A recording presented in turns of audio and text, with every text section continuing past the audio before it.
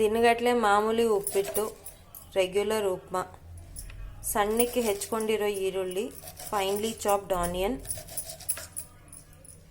Small diced capsicum optional. Capsicum is seasonal, ಇದ್ರೆ ಹಾಕೊಳ್ಳಿ. ದೊಣ್ಣೆಮೆಣಸಿನ್ಕಾಯಿ ಸಣ್ಣಗೆ ಹೆಚ್ಕೊಂಡಿರೋದು, ಇದು ಯಾವಾಗಲೂ ಸಿಗೋದಿಲ್ಲ, ಸಿಕ್ಕಿದಾಗ ಹೆಚ್ಕೊಳ್ಳಿ, ಇದು ಹಾಕಲೇಬೇಕು ಅಂತ ಇಲ್ಲ. ಸಣ್ಣಕ್ಕೆ ಹೆಚ್ಕೊಂಡಿರೋ tomato, small chopped, finely chopped, one medium sized tomato. This is make good for 4 to 5 people. ಇದು 4 ರಿಂದ 5 ಜನಕ್ಕೆ ಹದ ಆಗುತ್ತೆ. ಕರಿಬೇವು ಸೊಪ್ಪು, ಕರಿ leaf, ಡೈಸ್ಡ್ long diced green chili. She has de-seeded.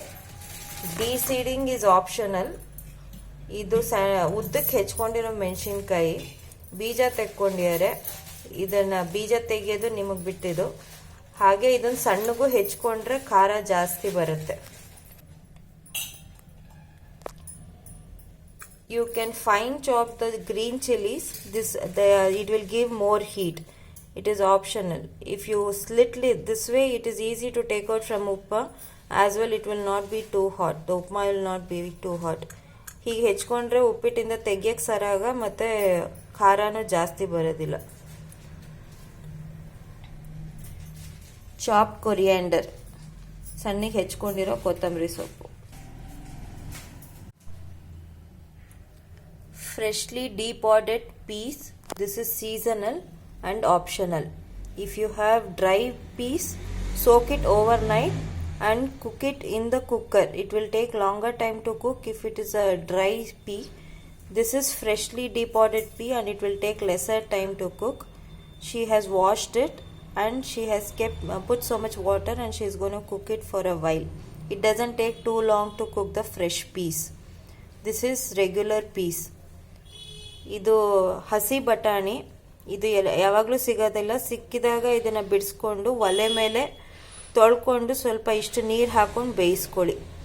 ಇದಿಲ್ಲ ಬಟಾಣಿ ಹಾಕಬೇಕು ಅಂದರೆ, ಒಣಗಿರೋ ಬಟಾಣಿ ಆದರೆ ರಾತ್ರಿ ನೆನೆಸ್ಕೊಂಡು ಬೆಳಗ್ಗೆ ಒಂದು ಕುಕ್ಕರಲ್ಲಿ ಕೂಗಿಸ್ಬೇಕಾಗತ್ತೆ. ಅದಕ್ಕೆ ಬೇಯೋಕ್ಕೆ ಜಾಸ್ತಿ ಹೊತ್ತು ತಗೊಳುತ್ತೆ. ಈ ಬಟಾಣಿ ಬೇಯೋಕ್ಕೆ ಜಾಸ್ತಿ ಹೊತ್ತು ಹಿಡಿಯಲ್ಲ. ಒಲೆ ಮೇಲೆ ಸ್ವಲ್ಪ ಹೊತ್ತು ಕುದಿಸ್ಕೋಬೋದು. ಉಪ್ಪು ಹಾಕ್ತಿದ್ದಾರೆ. She is adding salt. The peas have been cooking for some while now. It is 3/4 cooked and now she is adding little bit of salt. Keep the salt that you have added to this while adding salt to upma. ಈ ಬಟಾಣಿ ಮುಕ್ಕಾಲು ಭಾಗ ಬೆಂದಿದೆ. ಸ್ವಲ್ಪ ಉಪ್ಪು ಹಾಕಿದ್ರು. ಉಪ್ಪು ಈ ಹಾಕಿರೋ ಉಪ್ಪನ್ನ ಹದ ನೋಡ್ಕೊಂಡಿರಿ, ಯಾಕಂದರೆ ಉಪ್ಪಿಟ್ಟಿಗೆ ತಿರ್ಗಾ ಉಪ್ಪು ಹಾಕಬೇಕಾಗತ್ತೆ. 2 ಸತಿ ಹಾಕಿ ಆಮೇಲೆ ಉಪ್ಪು ಜಾಸ್ತಿ. ಬೆಂದಿರೋ ಬಟಾಣಿ ನೀರು ಕೂಡ ಹಿಂಗಿದೆ. This is how it looks after it is cooked and the water has evaporated. Take out one and squeeze a little. See the heat and take out one and squeeze a little and see it should have become mushy. ಇದು ಸ್ವಲ್ಪ ಬಿಸಿ ಇರುತ್ತೆ. ಒಂದು ಬಟಾಣಿ ತೊಗೊಂಡು ಕಿವುಚ್ಕೊಂಡು ನೋಡಿ, ಮೆತ್ತಗಾಗಿರುತ್ತೆ. ಮೆತ್ತಗಾಗಿದ್ರೆ ಆಗಿ. ಉಪ್ಪಿಟ್ಟಿಗೆ ಹಾಕೋ ಸಾಮಗ್ರಿಗಳಲ್ಲಿ ಕಾಯಿ ತುರಿ ಕೂಡ ಇದು ಅರ್ಧ ಗಿಟ್ಕಿನಲ್ಲಿ ಸ್ವಲ್ಪ ಕಡಿಮೆ ಇದೆ. Also along with other ingredients, freshly grated coconut. This is little lesser than a half shell of a coconut. ಉಪ್ಪಿಟ್ಟಿಗೆ ರವೆ ಹುರ್ಕೊಳ್ಳುತ್ತೆ. ಈಗ ದಪ್ಪ ತಳ ಬಾಣಲೆ ಇಟ್ಕೊಳ್ಳಿ. ಇದು ಹಿಂಡಾಲಿಯಂ ಬಾಣಲೆ ಅಂತ. ಇದು ದಪ್ಪ ಇರುತ್ತೆ.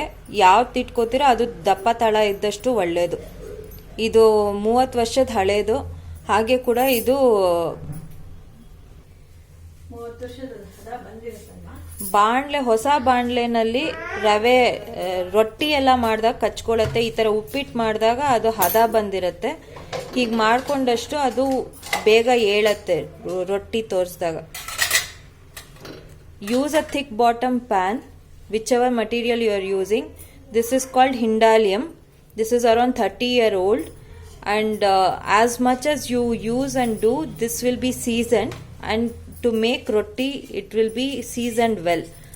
When you are using this, it is first time when you are using, it's preferably best to use for upma or something, because it will start getting seasoned, and the same pan or bandle which we call is used for making roti. This is how it gets seasoned. ದಪ್ಪ ತಳ ಬಾಣಲೆನಲ್ಲಿ ರವೆ ಹುರಿಯೋಕ್ಕೆ 2 spoon ತುಪ್ಪ, 2 spoon ಎಣ್ಣೆ ಹಾಕೋತಿದ್ದಾರೆ.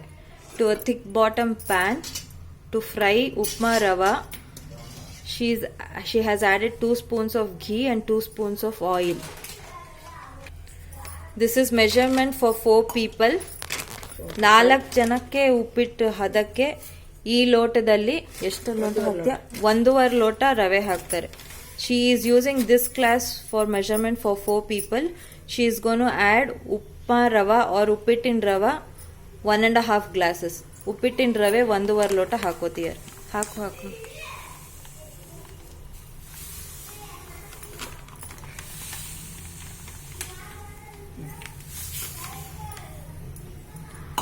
ಇದು ಕೆಂಪಗಾಗೋ ತನಕ medium ಉರಿನಲ್ಲಿ ಹುರ್ಕೊಳ್ಳಿ. Fry this until it starts becoming reddish brown and starts leaving aroma in medium to low flame.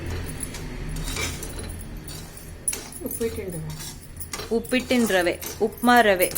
This is a little thicker rava as compared to chiroti rava. Chiroti ravakina ಸ್ವಲ್ಪ ದಪ್ಪ ಇರುತ್ತೆ ಈ ರವೆ. Alongside, she is going to keep water for boiling.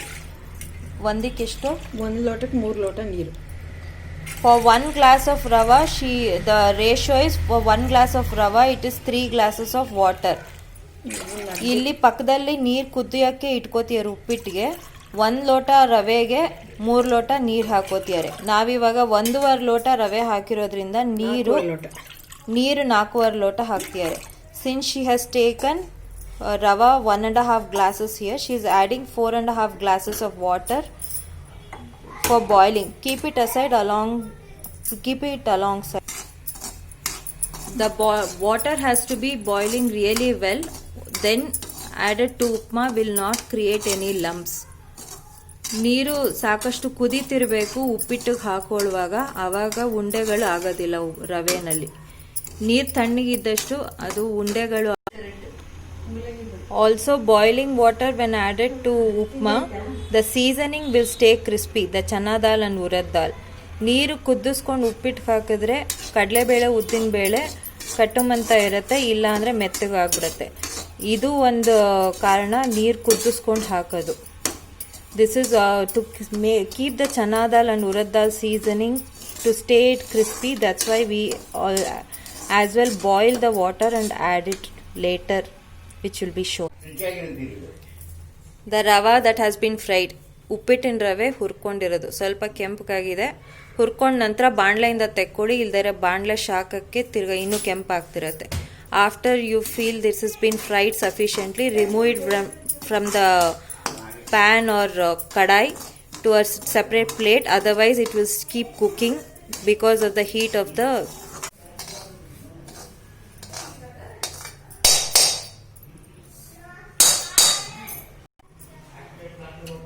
To the same kadai add ಎಣ್ಣೆನಾ?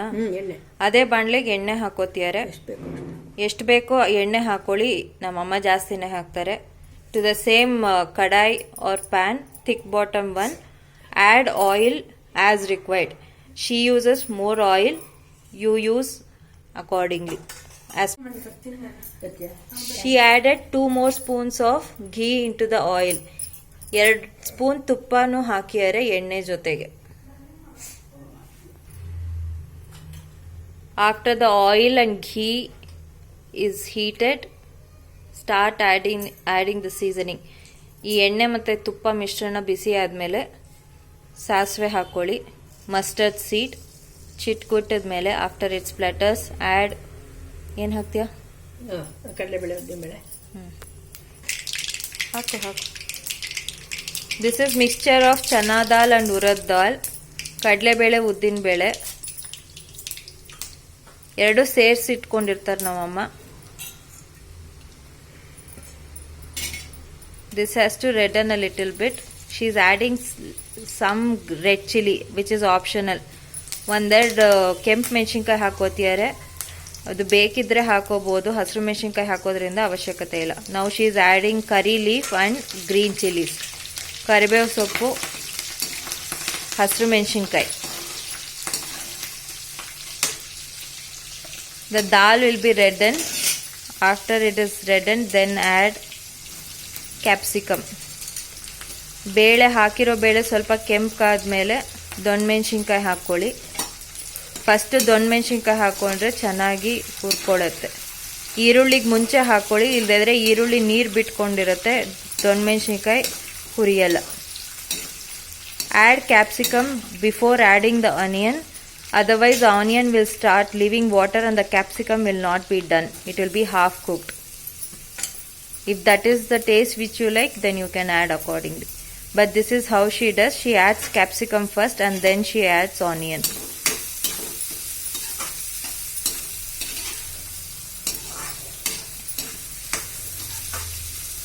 The onion for upma use will not be reddened or browned.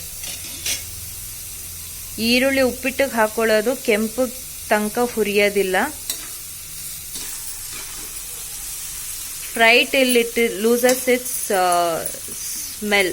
The onion has to change the smell. ಈರುಳ್ಳಿ ವಾಸನೆ ಹೋಗೋ ತನಕ ಹುರ್ಕೊಳ್ಳಿ ಅಷ್ಟೇ, ತುಂಬ ಕೆಂಪಾಗೋಗೋಜಿಲ್ಲ. ಹಾಕು. She is adding turmeric to this, around 1 spoon. 1 spoon ಅರಿಶಿನ ಹಾಕೊಂಡ್ರು. ಅರಿಶಿನ ಒಗ್ಗರಣೆನಲ್ಲಿ ಹಾಕೊಂಡ್ರೆ ವಾಸನೆ ಹೋಗುತ್ತೆ.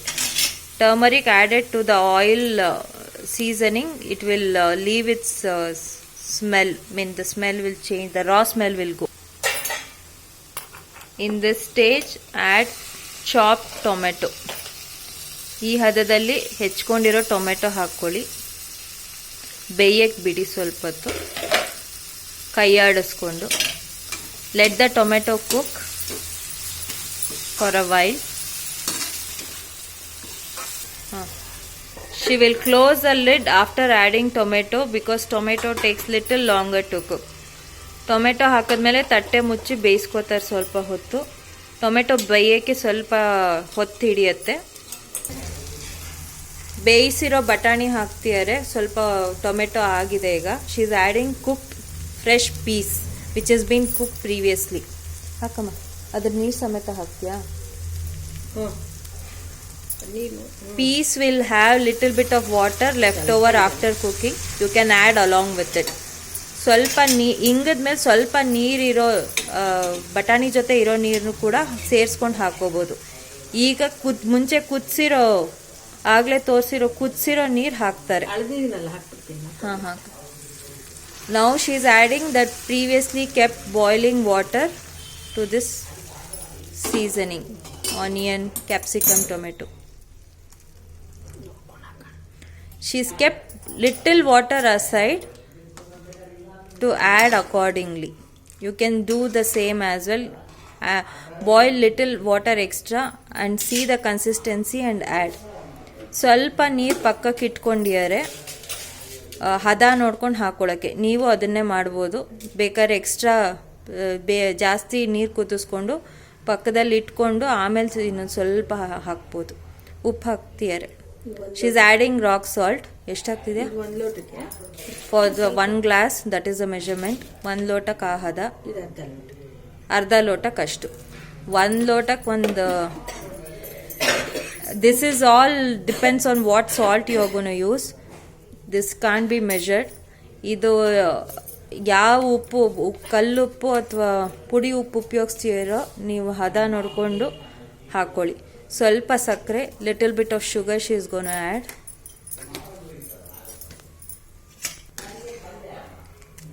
This has to boil well now. Although you added boiling water, this will take little while to boil away. ಈ ನೀರು ಕುದಿಯಕ್ಕೆ ಶುರು ಮಾಡಬೇಕು. ಅದರ ನಂತರ ರವೆ ಹಾಕೋಬೇಕು. ಇದು ಮುಂಚೆ ಕುದಿಸಿದ್ರು ಸ್ವಲ್ಪ ಒಂದು ಅರ್ಧ ನಿಮಿಷ 1 ನಿಮಿಷ ಹಿಡಿಯುತ್ತೆ ತಿರ್ಗಾ ಕುದಿ ಬರೋಕ್ಕೆ. ಕುದಿ ಬಂದ ನಂತರನೇ ಕಾಯಿ ತುರಿ ಹಾಕೊಳ್ಳಿ. To this boiling water she added fresh grated coconut ಕೊತ್ತಂಬರಿ ಹಾಕ್ತೀಯಲ್ಲ. ಕೊತ್ತಂಬರಿ ಕೊನೆಯಲ್ಲಿ ಹಾಕ್ತೀನಿ.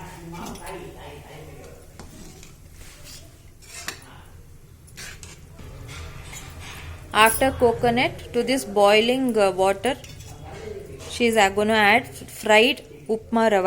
ಹಾಕಮ್ಮ. ಈ ಕುದೀತಿರೋ ನೀರಿಗೆ ಕಾಯಿ ತುರಿ ನಂತರ ಹಾಕು ರವೆ ಹಾಕೊಂಡು ಕೈ ಆಡಿಸ್ಕೊಳ್ಳಿ. As you are adding rava, keep stirring the water, otherwise it will create lumps. ಕೈ ಆಡಿಸ್ತಿಲ್ಲ ಅಂದರೆ ಗಂಟಾಗತ್ತೆ. ಕೈ ಆಡಿಸ್ಕೋತಿರ್ಬೇಕು. ರವೆ ಹಾಕೊಳ್ತಾ ಕೈ ಆಡಿಸ್ಬೇಕು.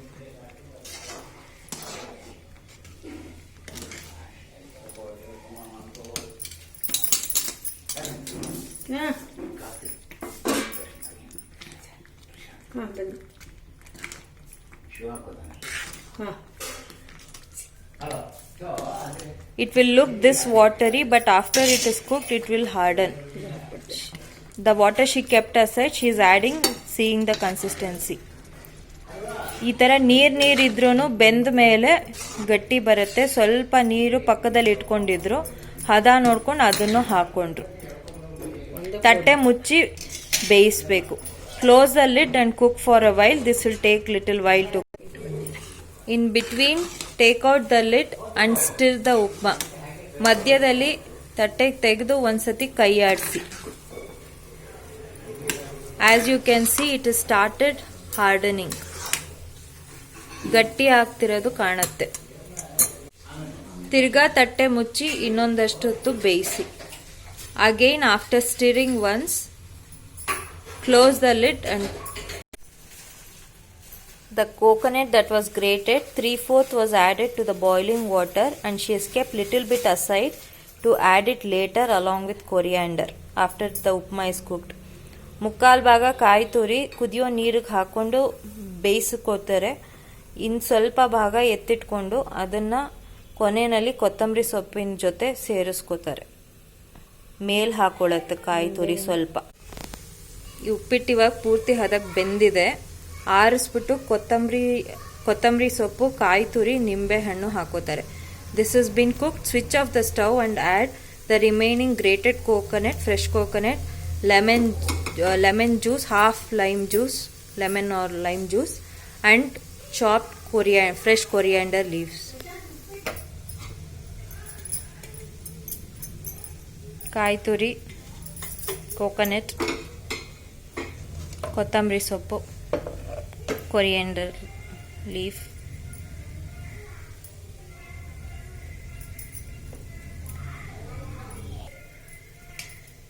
Coriander leaves add accordingly. ಕೊತ್ತಂಬರಿ ಸೊಪ್ಪು ಎಷ್ಟು ಬೇಕೋ ಹಾಕ್ಕೊಳ್ಳಿ. ಇದು ಬೆಸ್ಟು. ಇದು ಸುಮ್ಮನೆ ಬೀಜ ಬಿತ್ತು ಆರಿಸ್ಕೊಂಡು ಗೊತ್ತಿಲ್ಲ. ಲೆಮನ್ ಜ್ಯೂಸ್, ನಿಂಬೆ ರಸ ಅರ್ಧ ಅಷ್ಟೇ ಅಲ್ಲ. Half lemon juice she is added. ತೊಳಸು. Mix it well.